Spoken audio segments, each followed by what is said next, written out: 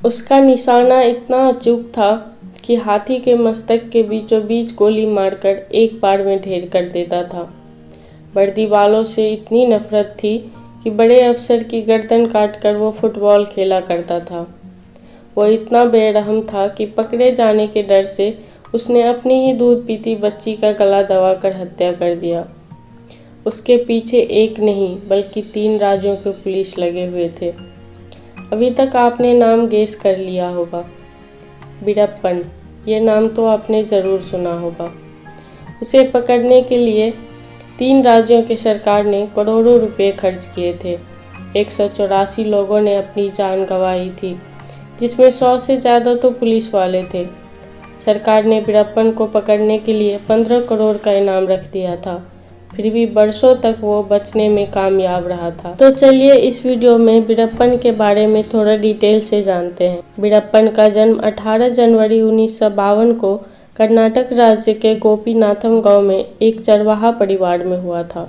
वीरप्पन का पूरा नाम कुसे मुन्नुस्वामी वीरप्पन गौडन था। वीरप्पन के चाचा हाथी के दांत का तस्करी का काम करता था। वीरप्पन भी अपने चाचा को ज्वाइन कर लेता है और हाथियों की हत्या करके दांत की स्मगलिंग शुरू कर देता है। कई साल तक वीरप्पन अपने चाचा के साथ ही काम करता है, लेकिन चाचा से कुछ अनबन हो जाने पर वो अपना काम अलग करने लगता है। वो खुद ही हाथियों के दांत का स्मगलिंग शुरू कर देता है। लोगों का कहना है उसने लगभग 3000 हाथियों की हत्या की। वीरप्पन की आतंक की वजह से कर्नाटक, तमिलनाडु और केरल की जंगलों से हाथियों की पूरी तरह से सफाया होने लगा था। हाथी दांत की तस्करी के अलावा अब वो चंदन की लकड़ी का भी तस्करी करने लगा था और देखते ही देखते वो भारत का सबसे बड़ा चंदन तस्कर बन जाता है। जब वीरप्पन जंगलों से हाथियों का सफाया करने लगता है तो एक फॉरेस्ट अधिकारी वीरप्पन को पूरी प्लानिंग के साथ साल 1972 में गिरफ्तार कर लेता है। तब वीरप्पन 17 साल का था। कुछ ही दिन के बाद वीरप्पन पुलिस की पकड़ से भाग जाता है। वहाँ से भागने के बाद पहली बार वो हत्या करता है। वो हत्या उस पुलिस ऑफिसर का था जिसने वीरप्पन को पहली बार अरेस्ट किया था। लेकिन कुछ लोगों का कहना है कि उसने 10 साल की उम्र में ही पहली हत्या की थी। 1972 के बाद वीरप्पन उन सभी लोगों का हत्या करने लगता है जिस पर उसे पुलिस का मुखबिर होने का शक होता है। 1987 में चिदम्बरम नाम का एक फॉरेस्ट ऑफिसर वीरप्पन को पकड़ने का प्लान बनाते हैं, जिसके बारे में वीरप्पन को पता चल जाता है और वीरप्पन फॉरेस्ट ऑफिसर चिदम्बरम को किडनैप कर लेता है और उनकी हत्या कर देता है। ये खबर पूरी न्यूज़ चैनल पर छा जाता है। इसके बाद वीरप्पन को पकड़ने का आदेश IFS अधिकारी पी श्रीनिवास को दी जाती है। पी श्रीनिवास वीरप्पन को अरेस्ट करने में कामयाब हो जाते हैं, लेकिन जब वो उसे अरेस्ट करके लेके जा रहे होते हैं तब वीरप्पन बोलता है कि मेरे सर में बहुत ज़्यादा दर्द हो रहा है, मुझे ऑयल चाहिए अपने सर पर लगाने के लिए। जब वो बहुत ज़्यादा परेशान करता है तो ऑफिसर बिना कुछ सोचे समझे उसे तेल ला के दे देता है। वीरप्पन तेल को अपने हाथ पर लगा लेता है और वो हथकड़ी को अपने हाथ से निकाल लेता है और वहाँ से भागने में वो कामयाब हो जाता है। वो इतना गुस्से में था कि वो श्रीनिवास को मारने की कसम खा लेता है। वीरप्पन अपने छोटे भाई अर्जुनन को अपने साथ मिला लेता है। अर्जुनन प्लानिंग के तहत श्रीनिवास को यह यकीन दिला देता है कि उसका भाई वीरप्पन सरेंडर करने वाला है। ऑफिसर पी श्रीनिवास वीरप्पन को पकड़ने के लिए निकल जाते हैं और जैसे ही दोनों का आमना सामना होता है वीरप्पन पी श्रीनिवास को गोली मार देता है। वीरप्पन का गुस्सा यहीं पर शांत नहीं होता है। वो श्रीनिवास का सर काटकर अलग कर देता है और ऑफिसर के सर के साथ वो फुटबॉल खेलने लगता है। अपना आतंक बढ़ाने के लिए अब वीरप्पन किडनैपिंग भी करने लगता है। 1991 में वो एक बड़े बिजनेसमैन के बेटे को किडनैप करता है और फिरौती के तौर पर 1 करोड़ रुपया का मांग करता है। लेकिन बातचीत के बाद 15 लाख की रकम देने पर वीरप्पन बिजनेसमैन के बेटे को आज़ाद कर देता है। वीरप्पन के आतंक से तंग आकर उसे पकड़ने के लिए एक स्पेशल टास्क फोर्स बनाया जाता है, जिसका काम था वीरप्पन को पकड़ना, जिसकी कमांड टी हरि कृष्णा को दिया जाता है। इसकी खबर वीरप्पन को लग जाती है और वो टी हरि कृष्णा की भी हत्या कर देते हैं। इस घटना से प्रशासनिक स्तर पर खलबली मच जाती है और वीरप्पन को पकड़ने का जोरदार तैयारी शुरू हो जाता है।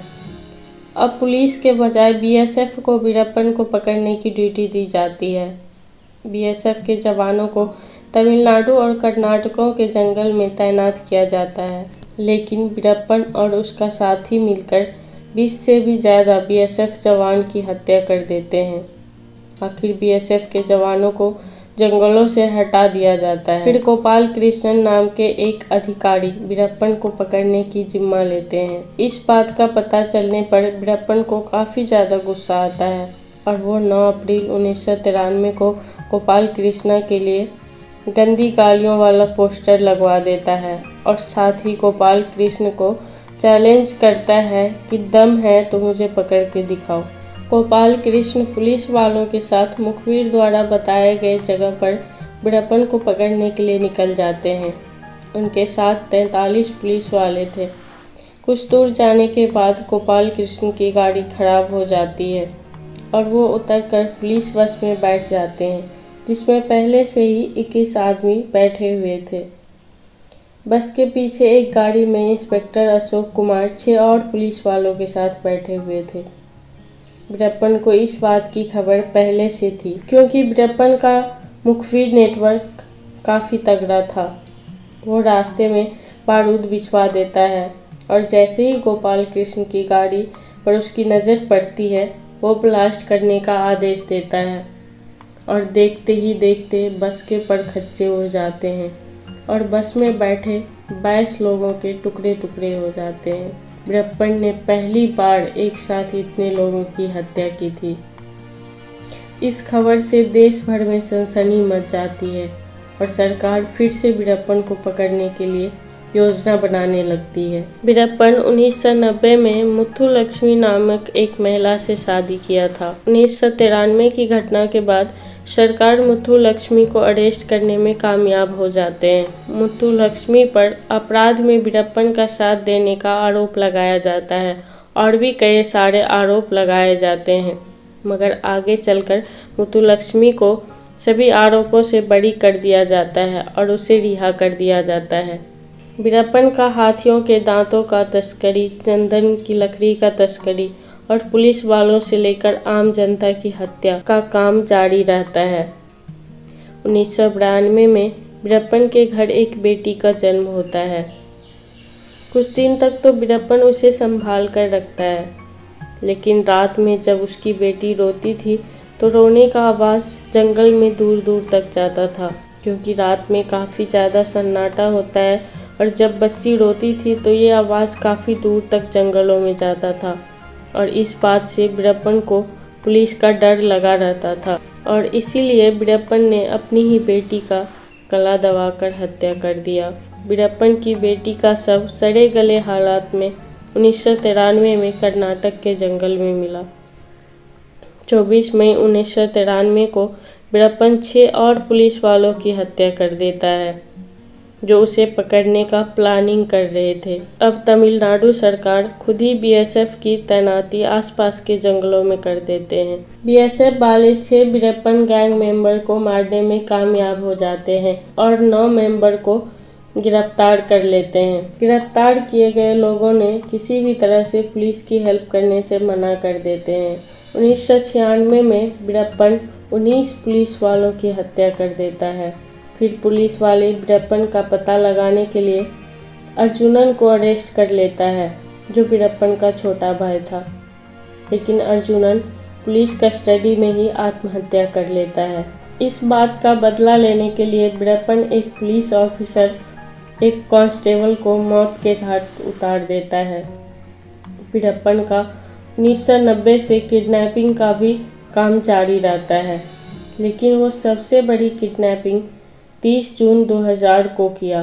कन्नड़ सिनेमा के सुपरस्टार राजकुमार को उसने किडनैप कर लिया। सुपरस्टार को बचाने के लिए लोग सड़कों पर उतर आए, लोग दंगा करने लगे, जगह जगह दंगे होने लगे। तब परेशान होकर कर्नाटक सरकार हेल्प के लिए तमिलनाडु गवर्नमेंट के संपर्क में आए और वीरप्पन तथा कर्नाटक सरकार के बीच बातचीत के लिए एक पत्रकार को नियुक्त किया गया।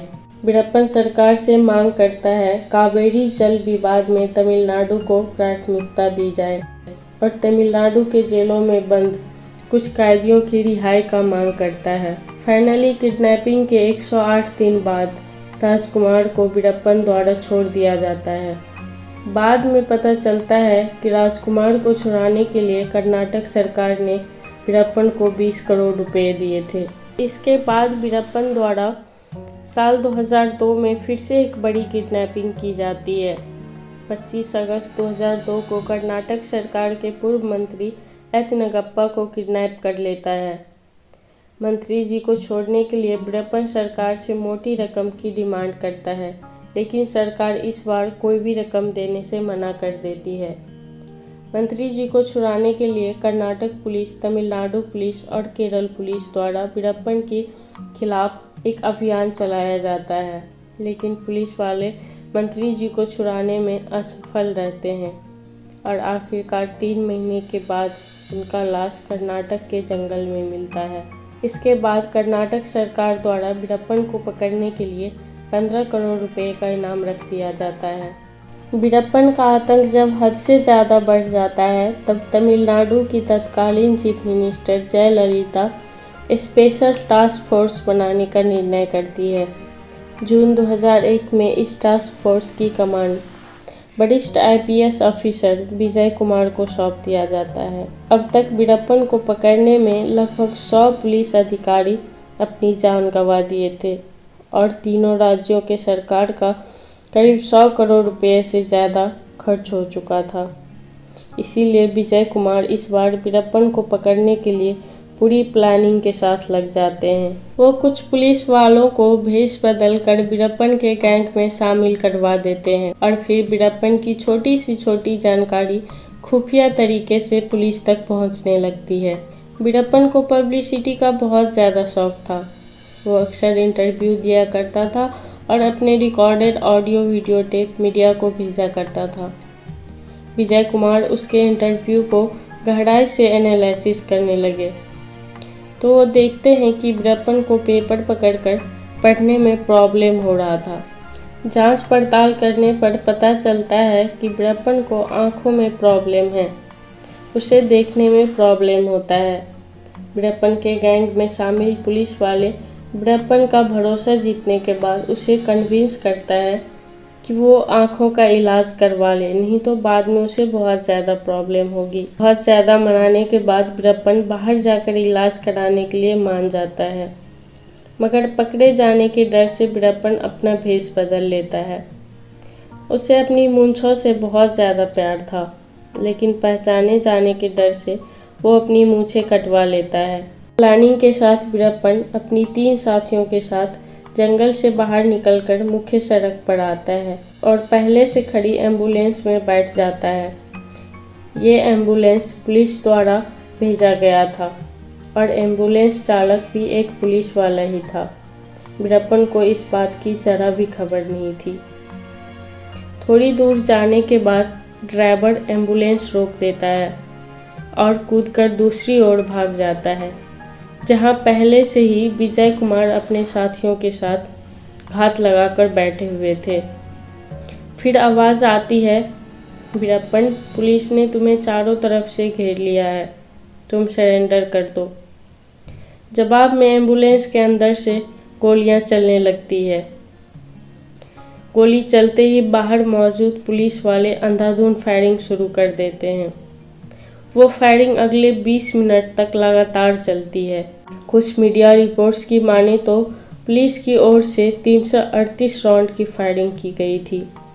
थोड़ी देर बाद एम्बुलेंस के अंदर से फायरिंग बंद हो जाती है। फिर पुलिस वाले आगे जाकर जब एम्बुलेंस के अंदर देखते हैं तो पता चलता है कि वीरप्पन और उसके तीनों साथी मरे हुए हैं।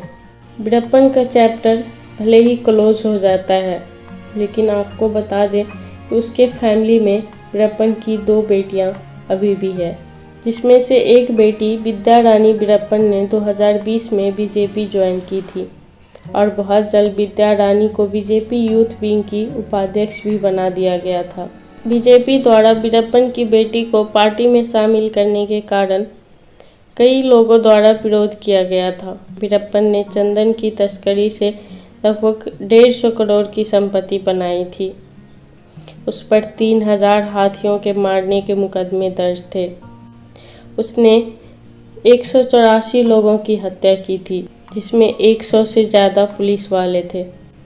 इस कहानी पर आपकी क्या राय है, कमेंट बॉक्स में ज़रूर लिखें।